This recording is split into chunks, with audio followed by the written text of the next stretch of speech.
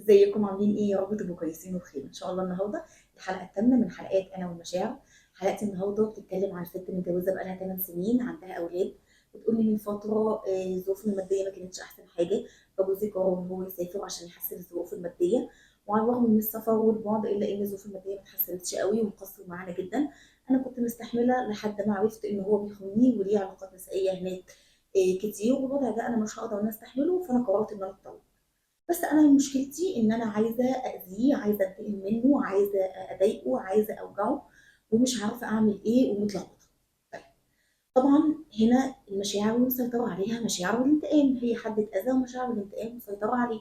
خلاص، خليني كده اسالك كام سؤال، وعايزاكي بعد ما تسمعيهم تشوفي هنبتدي نفكر في القصه ازاي، وتفكري في حل المشكله اللي عندك ازاي. طيب، كنا قبل كده اتكلمنا في حلقاتنا بتاعت السيلف كوتشنج عن قاعده وات اند واي، ايه وليه. لازم افكر انا بعمل ايه وبعمله ليه. طيب انا بعمل ايه؟ انا دلوقتي هبتدي ان انا عايزه انتقم من اللي قدامي، وانا عارفه ان الاجابه ليه عشان هو اذاني، وانا هبقى مبسوطه جدا لو هو اتاذى او هو اتوجع.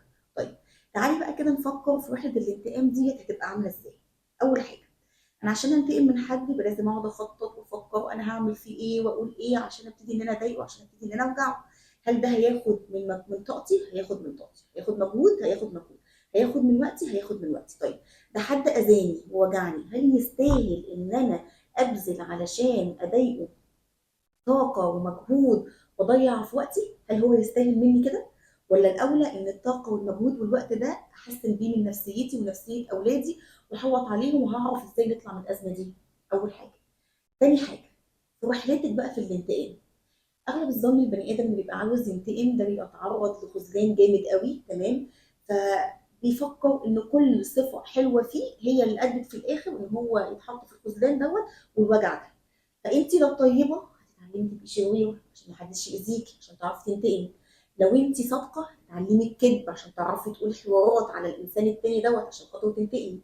لو انت صبوره لا هتبقي عصبيه وعجوله عشان انت في حاجه معينه عاوزه توصلي لها وعايزه تنتقمي. هتلاقي نفسك كل الصفات الحلوه اللي كانت فيكي لو انت حنينه تتعلمي القسوه.